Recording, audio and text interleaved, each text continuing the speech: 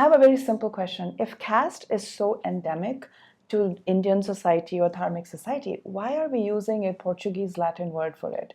Corruption comes in when these lefto Islamists come in.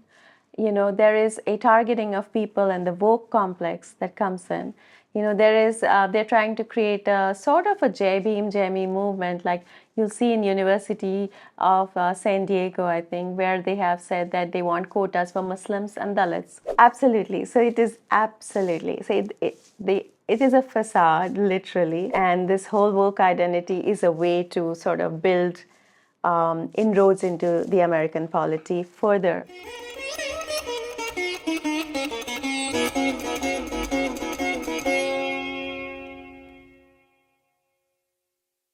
Namaste all the Sangam Talks viewers.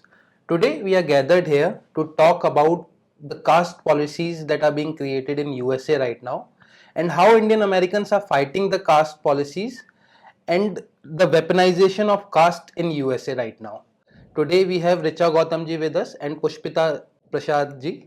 Both of them have been living here in USA for several years and would be the best people to inform us about this, and they have been continuously working on these issues from past several years. So with that, my first question that I would ask Richa ji is, Richa ji, how did these discussions about caste initially started in USA few years ago? Absolutely. It started a few years ago. Even though we've been living for several years in the United States, there has absolutely been no discussion of caste before, say, 2017. In 2017, I was part of an interfaith dialogue with Hindus and Sikhs where we were discussing a lot of just trying to understand the commonalities between the two faiths of Hindus and Sikhs, as well as where we differ. And then I realized that a lot of the Sikh professors who were part of this discussion were actually of the Khalistani bent of mind. And what they were doing was all the time they kept bringing the word caste and Brahminical patriarchy. And for me, that was the first sort of interaction on caste. And it used to puzzle me as to why this concept is coming in. And then I realized that this is going to be weaponized against us because of certain discussions that were happening. Equality Lab's survey came about in less than a year after we started the discussions. And that survey, also, I did a detailed analysis as a survey analyst. And I looked at this survey, and it was a completely unscientific survey, which was not a randomized sample. It had many, many issues, very selective sampling of, Dalits or people of a certain bent of mind, and also literally throwing out some of the questionnaires which did not follow some of the ideas that they had about how caste exists in the USA. So the whole purpose of that survey was an agenda to show that there are Hindu Americans in the United States and they are bringing caste to USA. They did a sort of convoluted definition of Hinduism, which is something that, we can debate about it, that hierarchical pyramid.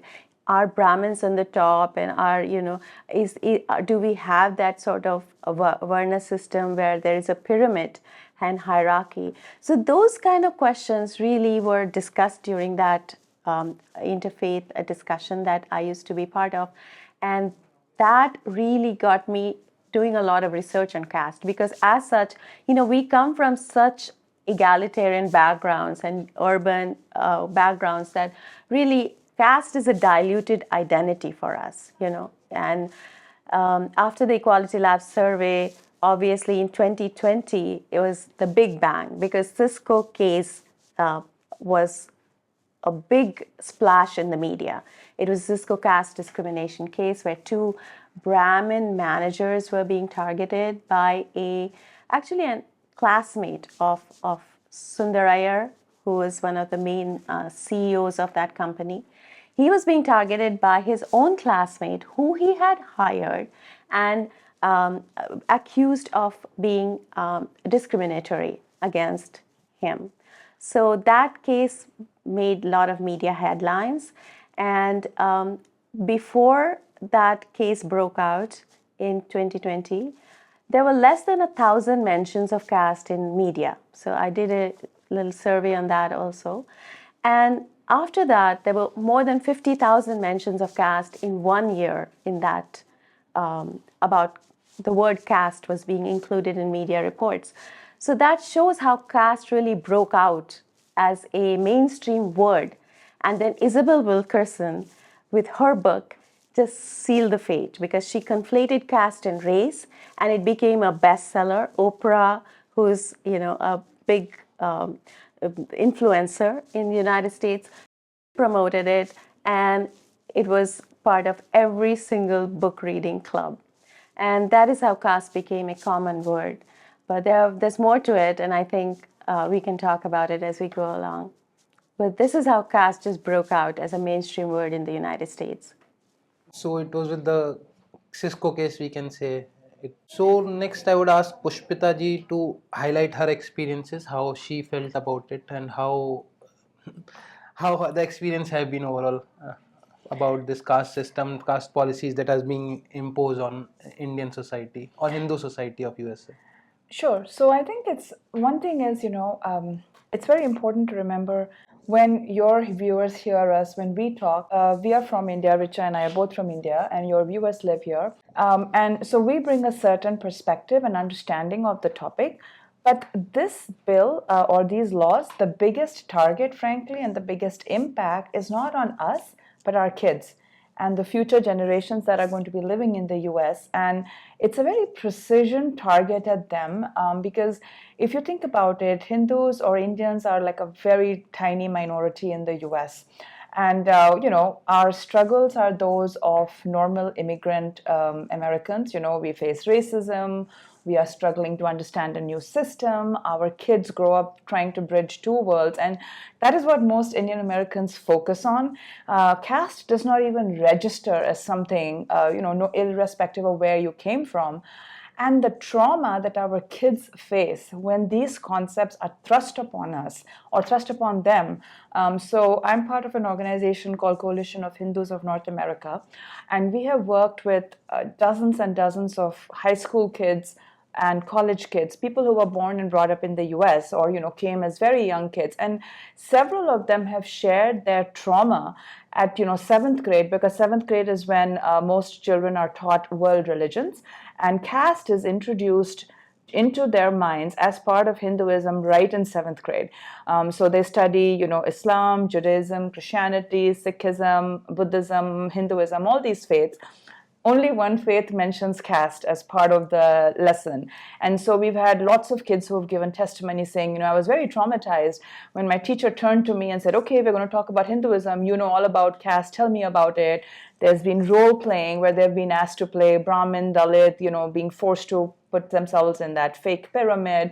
So I always like to think about it from their perspective, that you're effectively forcing this issue onto them.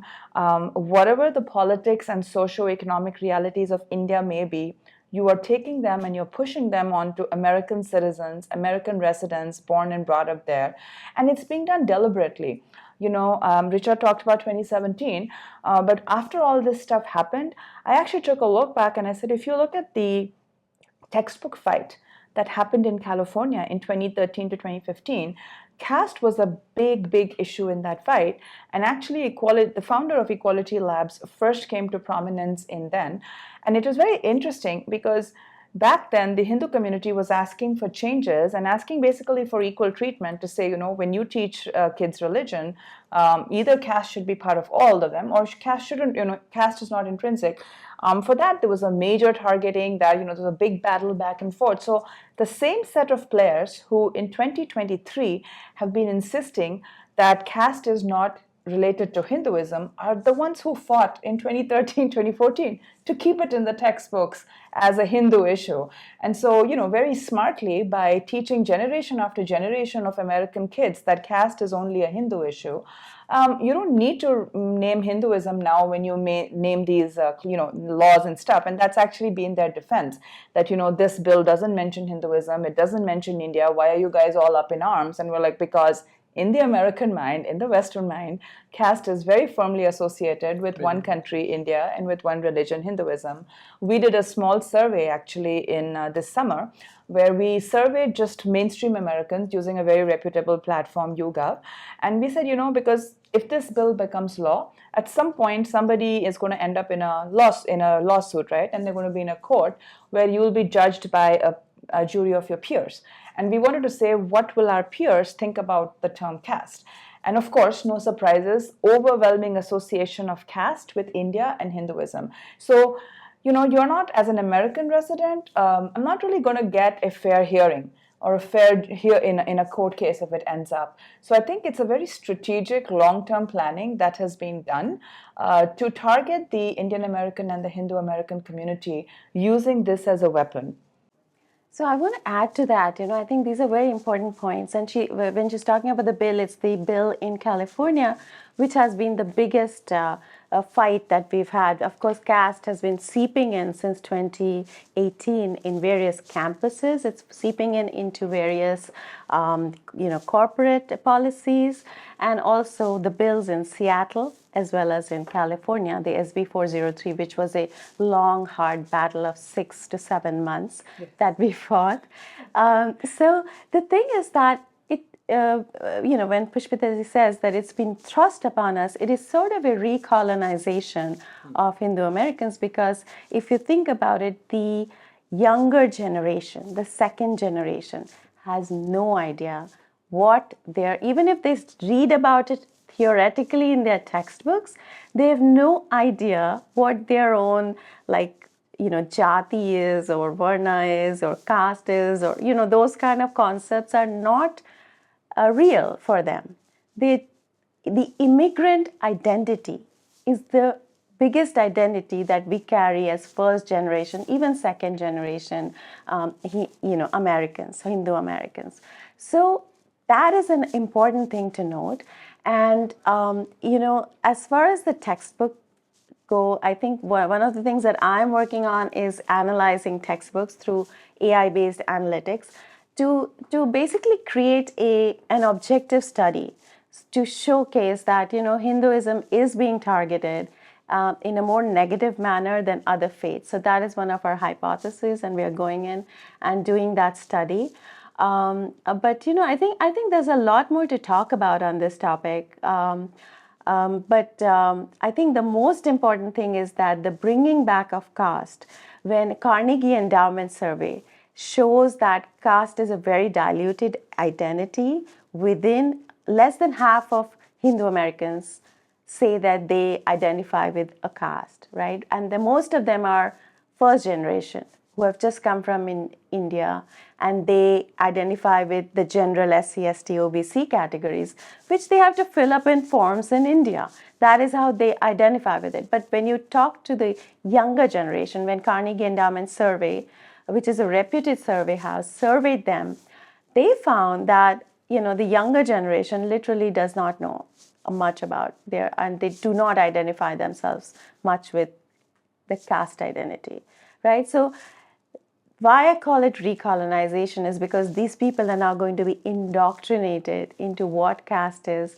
and given practical lessons like in classrooms, which target them and specifically target Indian American kids. So there's a stigma attached to it then, so it's really something we have to fight every single day, not for just our generation, but for future generations, so that they don't get impacted by this. So caste is not even an emic view of Indian people to look at the hierarchy, if we call it. Jati Varna system is entirely different from caste, and as we know, Portuguese pushed it in India, and then in colonial times, Britishers kept re-narrating it, and like they made the Brahminism the villain, like they were in USA for Native Americans, where they were doing slavery and all other things, and they equated it to casteism in some sort of way, or I would say exactly that's what they did.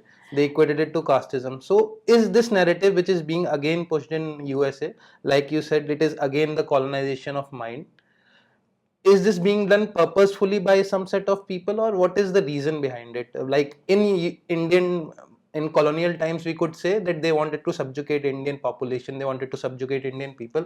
That's why they were bringing out those narratives to dampen our own self-respect. Let's just say that. Yes. Why is it being done right now in USA? What is the reason behind it, according to both of you? I want to ask. Yeah, I think this is an important question. What I'll do is I'll let Pushpita ji go into the, the kind of the narrow view of what's actually happening, because she's been an active, activist on the ground in California. But I want to give like a 40,000 feet view, so just to set the framework that I see happening, after 1993, when the Cold War broke, was when the Berlin Wall fell, if you know the book by Huntington, The Clash of Civilizations, right? He said very clearly in his book that the future wars or future conflicts are going to be about they're going to be about cultures, they're going to be about identities. And that's exactly what we are seeing since 1993. There are lots of Islamic organizations that came and set shop in Western countries, including CARE and Islamic Society of North America. And these kind of organizations have built a very strong presence and infiltrated sort of or seeped into American polity. And there is a big progressive left movement that has come about, that has taken over the Democrat Party. And that is a combination of leftists and Islamists, right? And they have actually been pushing a very strong woke identity complex into America. Of course, even in other countries, but we are talking about the US right now. And they have actually built this not just from a caste narrative, also race narrative. So they have this whole critical race theory, critical caste theory, which divides people into the oppressor and the oppressed. And in that, most of us fall into the white adjacent, according to them. And we also are the oppressors. And then there is, of course, the Dalit identity, which they have created. And they are the oppressed, obviously. So it is very important here to note that, again, I talk about recolonization because Dalit, Adivasi, and caste, these were all three terms that were created during the colonial times. And even, I've seen a lot of mainstream people who are sometimes considered experts, they forget this fact that Dalit is not a Hindu term. It's not part of our scriptures. So it's not like the Brahmin versus Dalit conflation that keeps happening. Brahmins as the oppressor and Dalits as is real. It's not, because the Dalits were actually those that were impoverished during the British extraction economy. They were because India was Sone ki Chidiya. It was like that rich country, top 2 countries of the world. And there was a very big middle class that got destroyed because of the economy that the British extracted. Heavy taxation that they were doing. Heavy taxation. They cut down our industries like shipping, textiles, etc.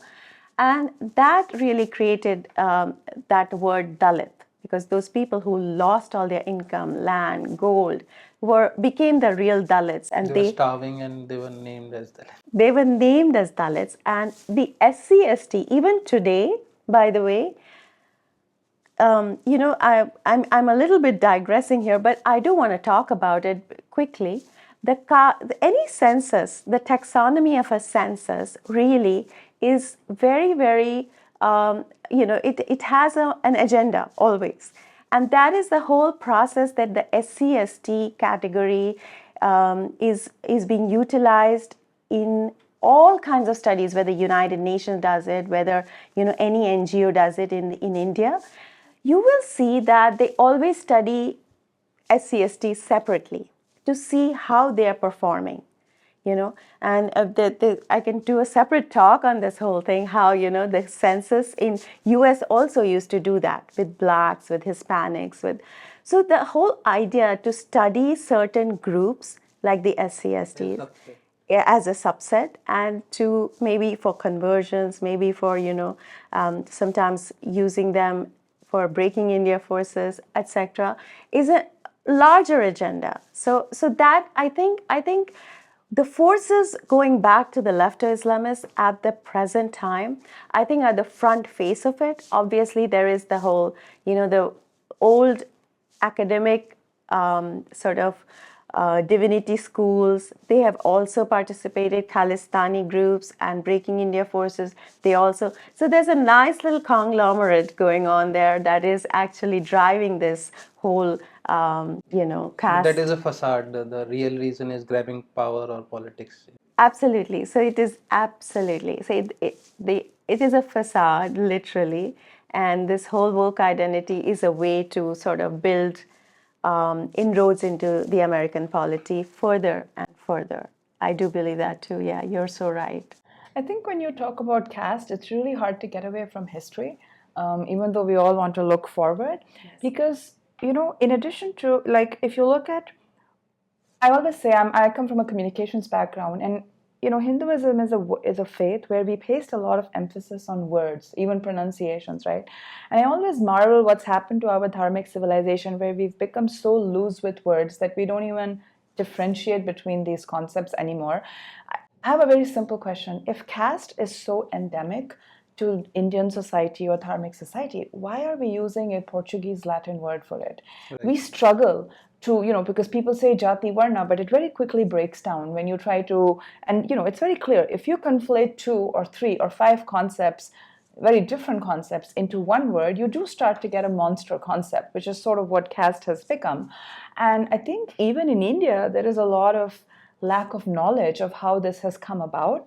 And how many Indians are aware about the Criminal Tribes Act?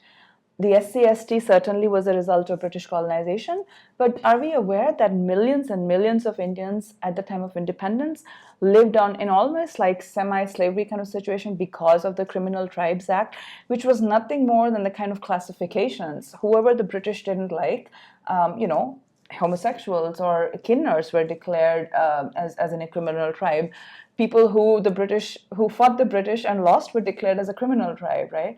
And this has become a little personal to me because as part of the caste fight, there was a very dear colleague of mine called Milind Makwana ji, and he was in the Bay Area, very actually from the Bahujan background, and he was a dedicated fighter. I actually got to know him only because of the caste fight, because he was saying, who are you guys to talk about us and, pretend to advocate for me?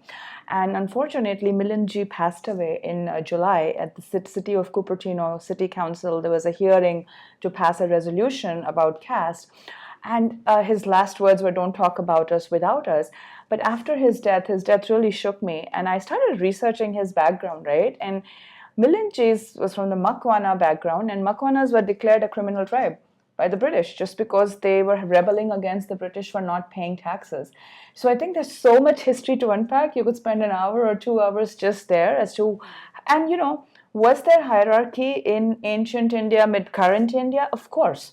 There's hierarchy everywhere. But was it this kind of solidified 5,000-year-old or 2,500 or 2,000? The other side can't really make up their mind on how long this hierarchy has lasted. Another question that comes is, was there an oppressor and oppressed in that society? Well, and I'm sure there was, but was it unbroken chain, birth-based? That is the important thing, because if you look at history and any culture, unfortunately, humans are tribal people, and they tend to groupism is very common in humans, and there's always a hierarchy. I live in Silicon Valley, home of the progressive ideology. There is a hierarchy right there. The issue is it an unbroken birth-based chain that is oppressive the way it is represented? And I think that is where the story starts to fall apart. Because if you look at Indian history, you will find endless number of dynasties that came from, the so-called Shudra groups, or any number of saints. One of the things we wrote in our Cisco rebuttal, we published a rebuttal to Cisco in January of 2021, and we said, if we were so casteist, how is it that the Ramayana and Mahabharata are the two most popular texts that Hindus grow up with? I mean, I've still not read the Manusmriti. It's not something that was part of my family at all. But my grandparents, my parents, the popular culture, everyone talks about these two texts. They both happen to be written by people who are not Brahminic. They in today's world, they might have been called Dalit. So I think. By the way, Manu was also not a Brahmin. I know. I'm not even going into that stuff, but I'm just taking what is thrown to us, right? The attacks that come to us. It's like, this is not a spiritually sanctioned problem. Were there problems? Were they cruel and oppressive Hindus or Indians in history and today? Yes, of course. That is, and do atrocities happen today? Yes. And I think any atrocity needs to be fixed, justice needs to be served. But as happened in California, to fix discrimination, you cannot discriminate against another set of people. And that's exactly what we are seeing, is that, just like the British arbitrarily went about assigning people, certain categories, you're criminal, you're not, etc. We cannot allow that kind of thing to happen again. And, all of this stuff always happens under the guise of doing good. So when the Britishers were doing it, there was a firm belief in, the white man's burden and their burden to civilize us brown savages, right? And part of the so-called quote-unquote civilization took the form of, let's survey these people and see who they are, and let's categorize them and, put them in all these categories so we can serve them or whatever, tax them more efficiently. So I'm always a little worried about these do-gooders, because I think, unfortunately, a lot of bad stuff in human history has happened under the guise of, we need to do this, we need to fix this. And I think that's what we're seeing, and that's what we were battling in California, because I was interviewed and asked over and over again, why are you pushing back against a law that is advancing civil rights? And I'm like, it is not advancing civil rights. It is actually taking civil rights in the reverse direction. It's one of the most dangerous backslidings we've seen in decades, because for the first time, the state, and you and I can have personal opinions, who's better, my group is better, your group is better, that's okay, that's human nature, right? But the state has a very important need to be equal for all and to treat everybody fairly, equally, right? And that is what was being led behind, that California or Seattle or academics were basically saying that Hindu Americans or Indian Americans or South Asians, they kept expanding the definition as we pushed back. This set of people is more hierarchical, more likely to discriminate, and more likely to be problematic than every other group that lives there. That is a fundamental problem that's a fundamental basis that nobody should buy into. And I would always ask is how would you justify such a racist premise that a certain set of people, based on their background, religion, or place of origin, are going to be radically different than every other set of group of people? I think that is something that every supporter of these laws should ask, because this is right back to the good old colonial theories of racism, where they went around measuring heads and noses and saying, you're superior, you're inferior, you're a marital sect, you're a criminal tribe. We're way beyond that. We should really be beyond that. And equality before law is kind of the bedrock of a civil modern society. And that is what is being threatened when you have these kinds of laws. And especially in the American context, because again, unlike India, the American Constitution is very clear. You guys might have read recently the American Supreme Court overruled preferential admission. Harvard was discriminating against Asian Americans in an attempt to get to diversity. American Constitution does not allow that. And that's where there's differences between Indian laws and American laws. That is very important for your viewers to understand. Similarly, in American law, you can have protected categories, which is what they were trying to make caste. But the protected categories have to be neutral. So gender is a protected category, which means a woman can sue a man, but a man can also sue a woman, which is, again, a difference that is important for Indians to understand, where I think in India it's more like only women are able to, claim that they were discriminated on the basis of gender. So this would have been in all our pushback, or the 6-month pushback, we use this term, this law is not facially neutral. And that's what it meant. that this law is not neutral to everybody that lives in the state or in the country. So I, as a South Asian, was having a caste thrust on me, whether I wanted it or not. And my white neighbor down the road was not being given this, was told you don't need to have caste. So it was like identifying certain groups and saying you have caste and the rest of you don't. You cannot have such a fundamental inequality before law. I think I would like to just pitch in because I know that it's a lot to unpack, but also I want to add to it just because the SB 403, which has it's something we've like lived day and night, slept on it, dreamt of it, I had nightmares about it. So what I want to say is that we fought this fight, and it's important to understand the American system. First of all, the Constitution is so beautiful, right? The American Constitution is what saved us. We won the fight, which was completely unexpected. We thought we would have to go to the judiciary. So the way the American system works is just the way we have Lok Sabha and Rajya Sabha here.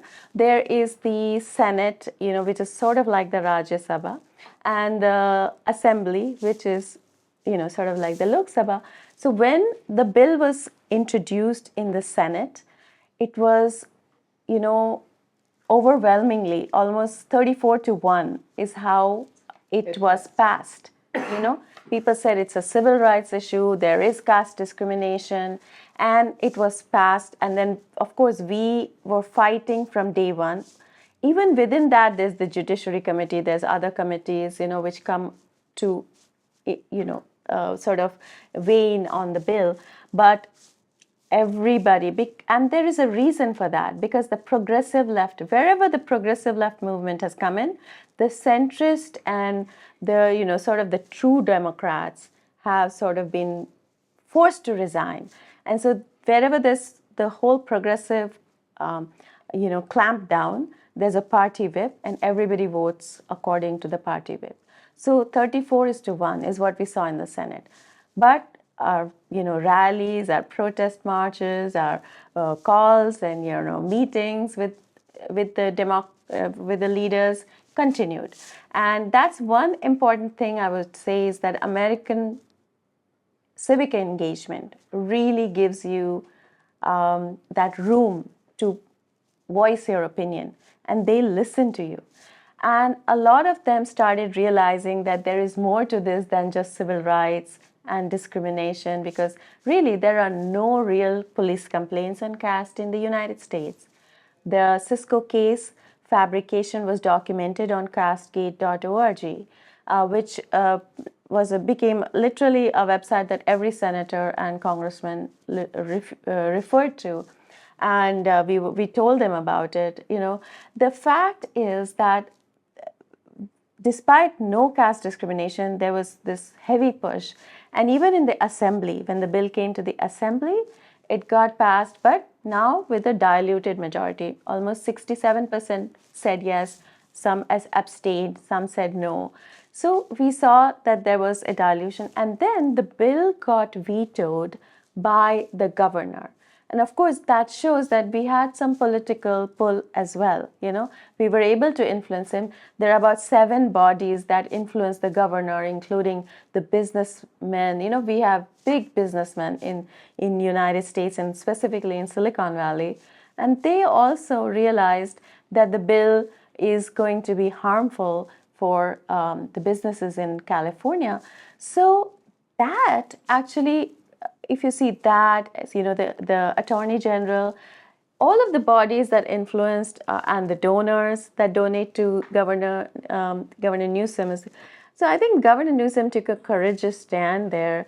And obviously, it was a political stand also, because, he's looking for a bigger role on a national level later.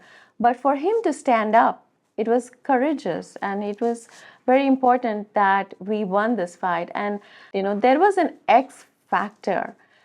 I've always feel that there was an X factor to this whole thing. Like Milind Makwana passed away.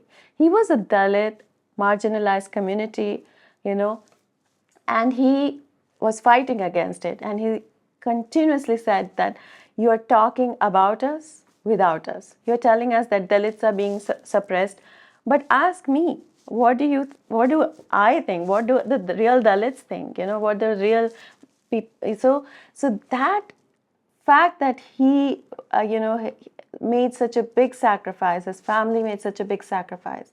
The fact that the managers, Sundar Iyer and Ramana Kompella, were completely on the side of truth. They had really not discriminated. In fact, Sundar Iyer, the guys that he promoted, he was charged with and accused of discrimination, that he did not promote that guy who was his classmate because he's a Dalit. But the fact is, not only did he hire him, but the other guy who he promoted was a Dalit. So think about it. The truth was on our side. Sometimes we don't give enough credit to the fact that we are on the side of truth. I mean, we did our fight, we did a lot of work, but we had that extra X factor, that really gave us, it gave us that power, that because of which the entire tables were turned.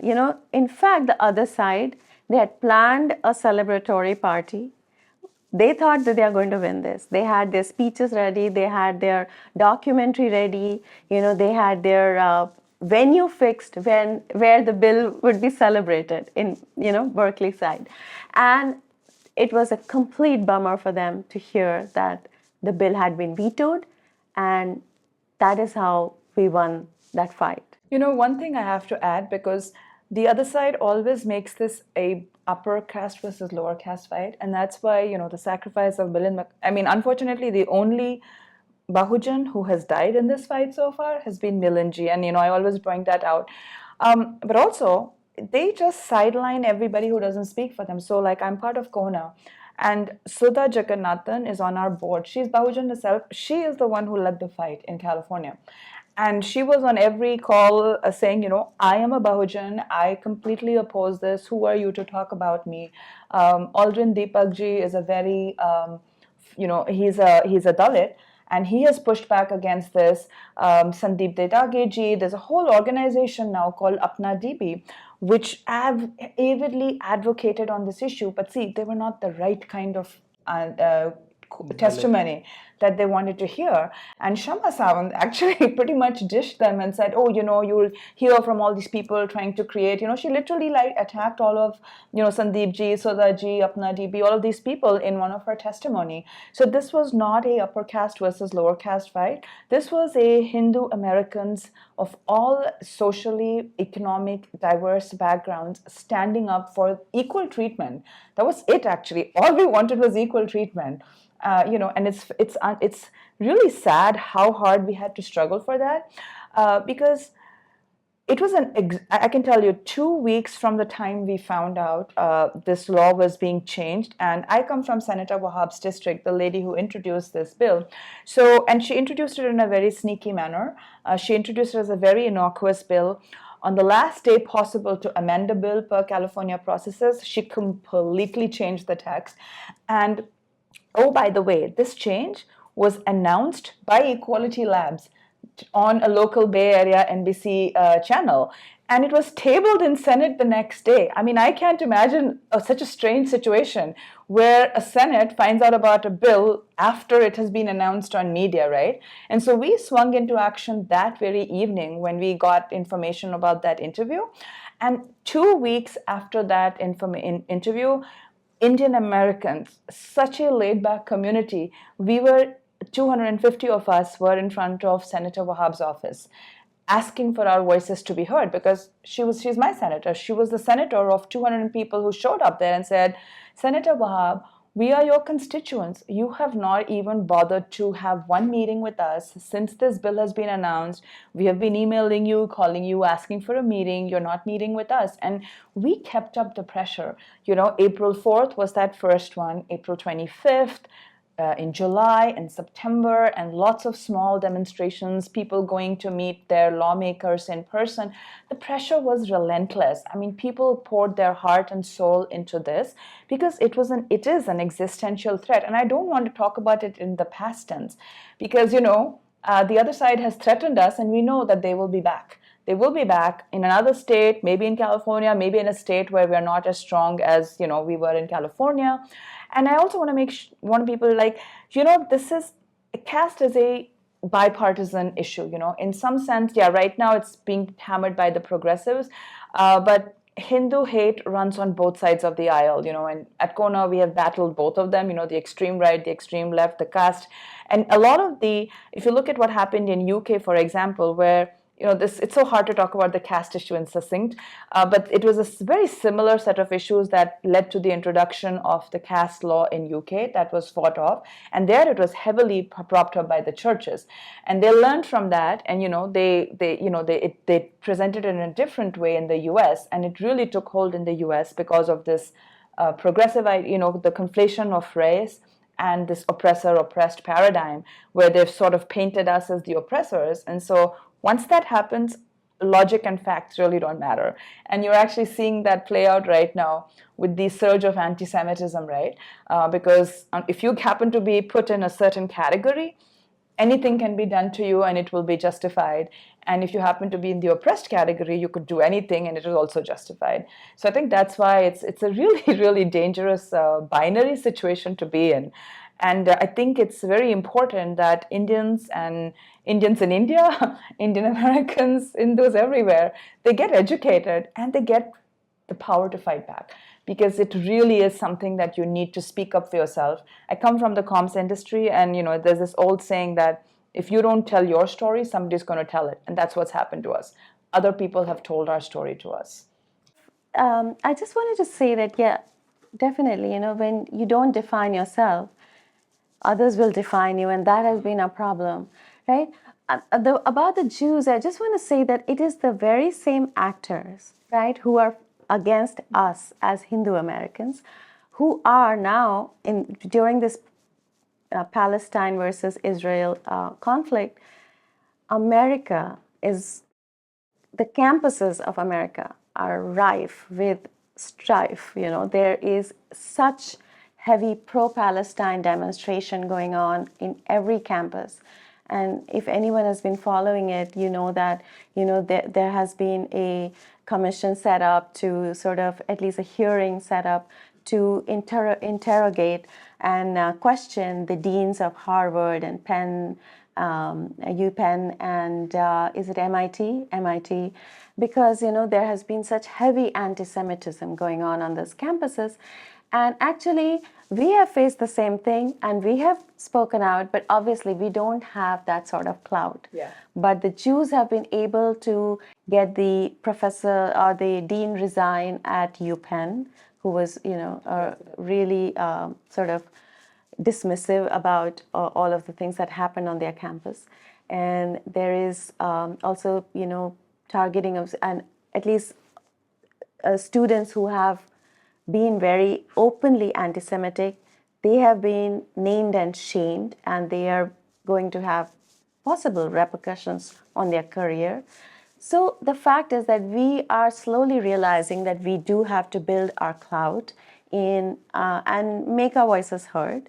And also, I think we need to put our money where our mouth is, yes, right? We definitely need to do that. So I think I just wanted to bring that out.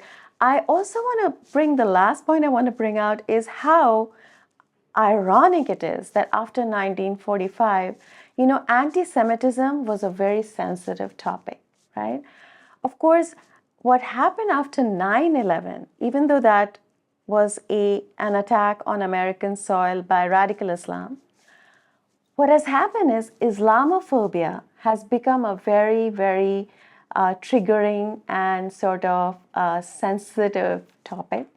And so anybody who says anything, against, say, the Muslims, or even the word radical Islam makes me sort of, they could come back to me and say, she's Islamophobic.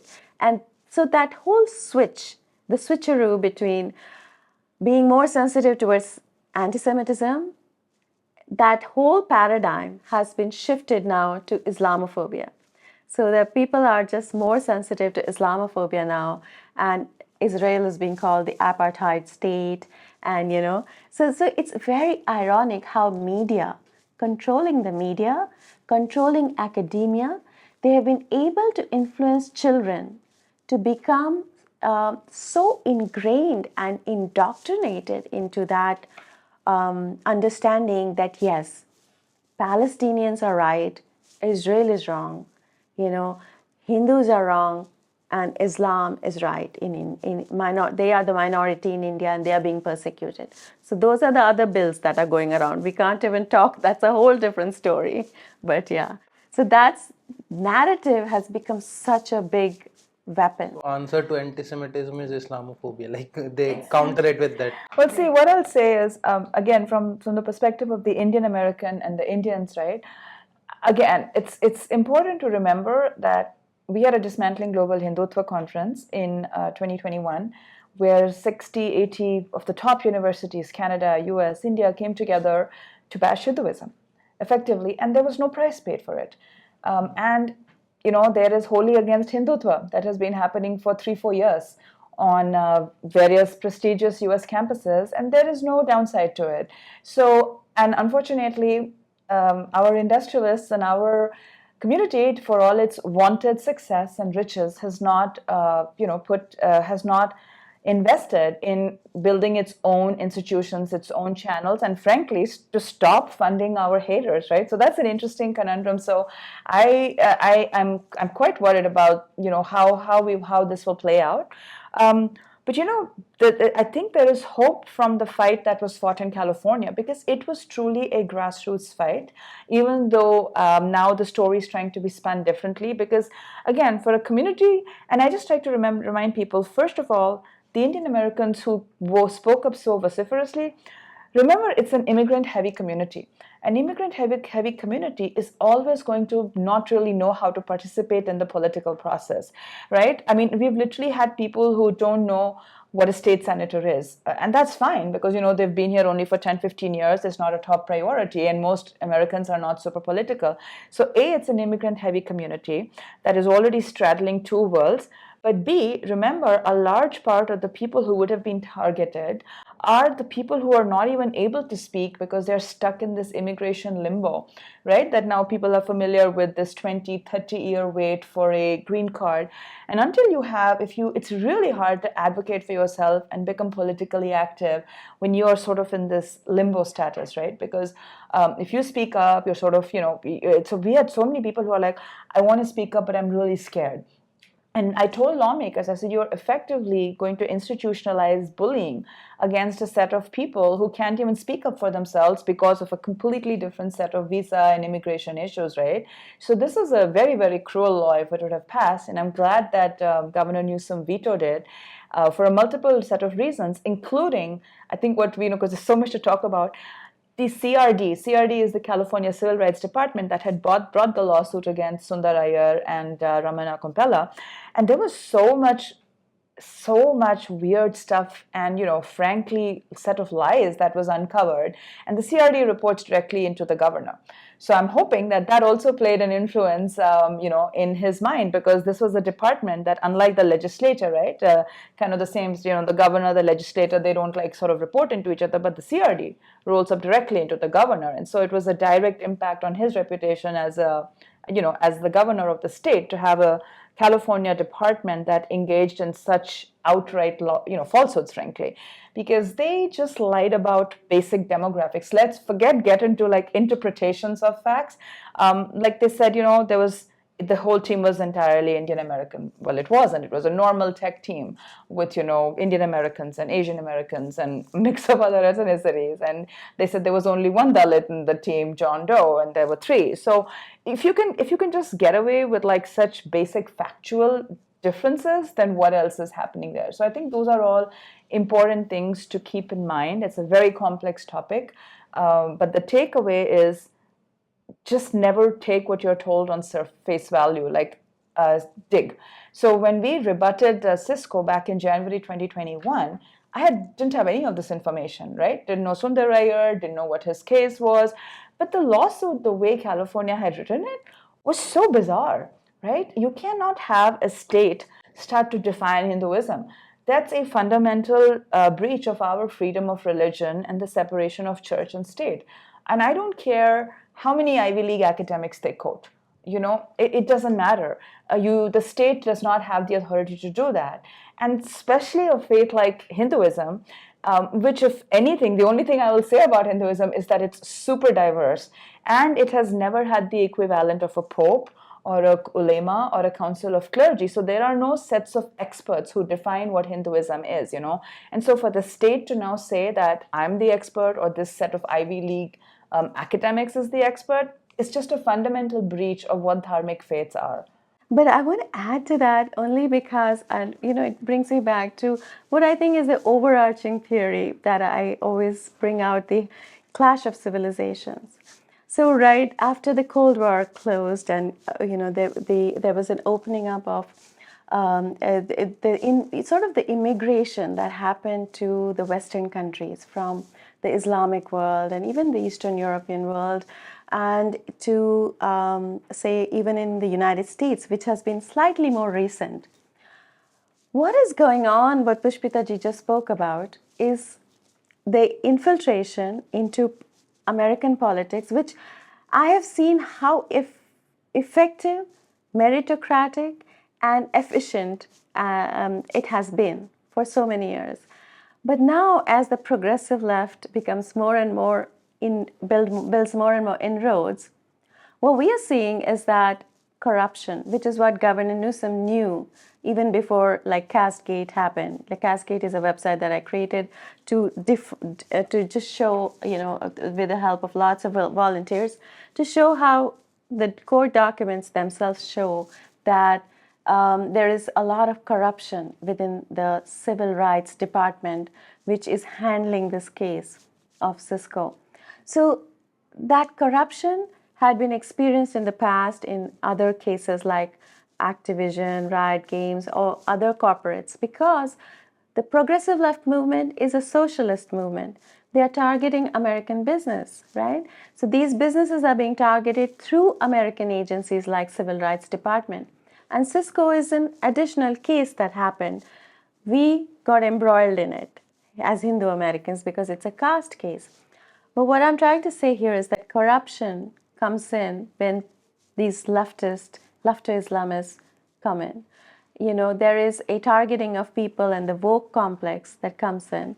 They're trying to create a sort of a JME movement, like you'll see in University of San Diego, I think, where they have said that they want quotas for Muslims and Dalits for, faculty positions. So the kind of movement that goes on is unconstitutional.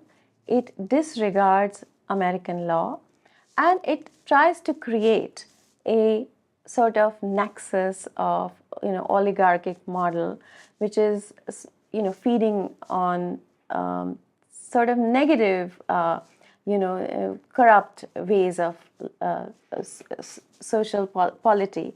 So that is exactly what I think we have gotten embroiled in, and we are sort of witnessing, and we have become we've been strong enough to fight and win this one, but we'll see how it goes, because there is, I think, rumbles now happening in New Jersey. So this is not something that is ending very soon. I think this is going to go on. And unfortunately, a lot of these, I think Rajiv Malhotra ji calls them the useful idiots. There are lots of Indian Americans who are siding with the progressive leftist, so the left Islamists. So it's like we have politicians in California itself, and we have some in New Jersey also.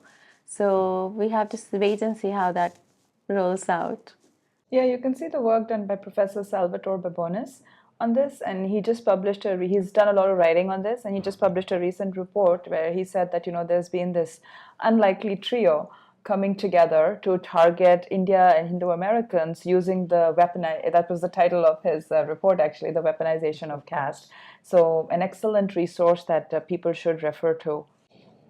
So before we close this session, I have one last question. It is about educating ourselves. It is about seeing things from our own point of view.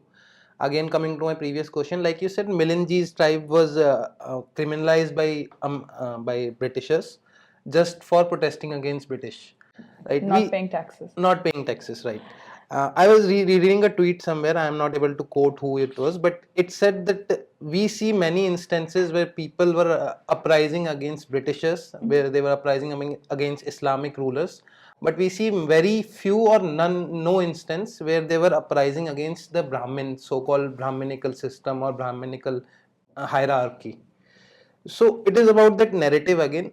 Is that there is some truth to that narrative that upon the basis of this caste system, which is not again an amic system, upon the basis of this caste system, was there oppression being done in India prior to, let's just say, 1100 AD, before the Islamic invasion, and what was the level of it, and how much of it was being done at the time of Islamic rule and then British rule?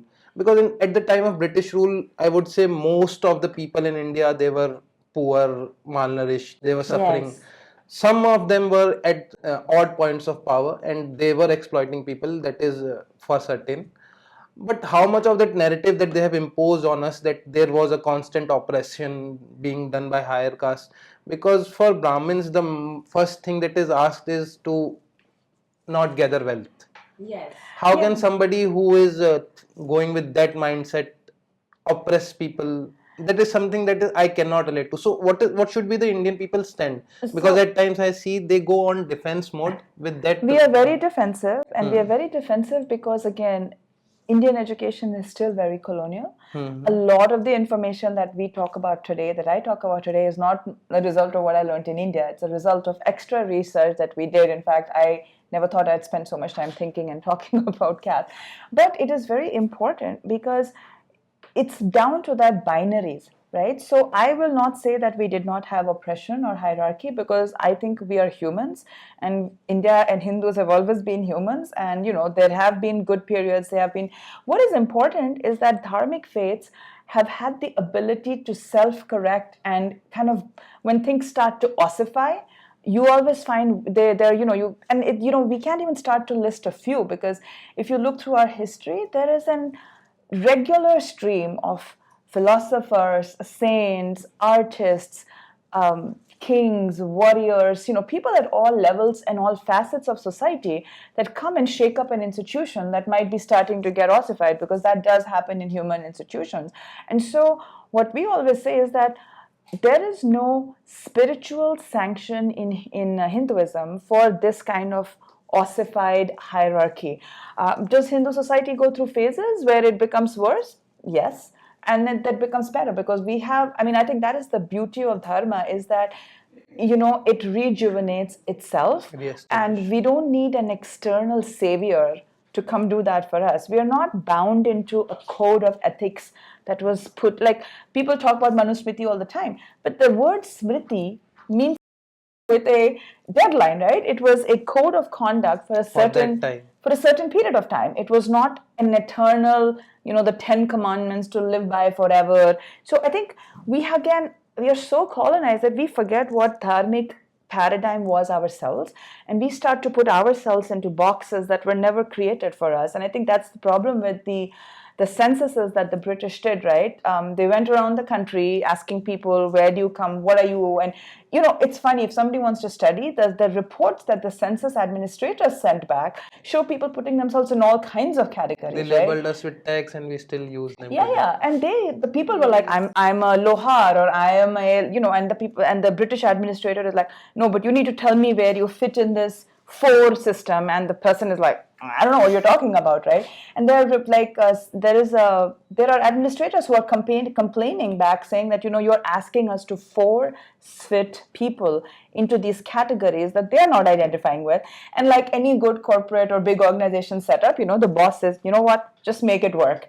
Don't give me all this feedback on what the field is really doing. Just make it work. And like any good corporate minion, you go make it work. And this is not a new phenomenon, by the way, right? So even in the US, when I moved there 20 years ago, in the US, in most forms, you have to identify your ethnicity, right? And so the categories 20 years ago were not very flexible. So there was like, white Americans, Hispanic Americans, Black Americans, Asian Americans, Native Americans.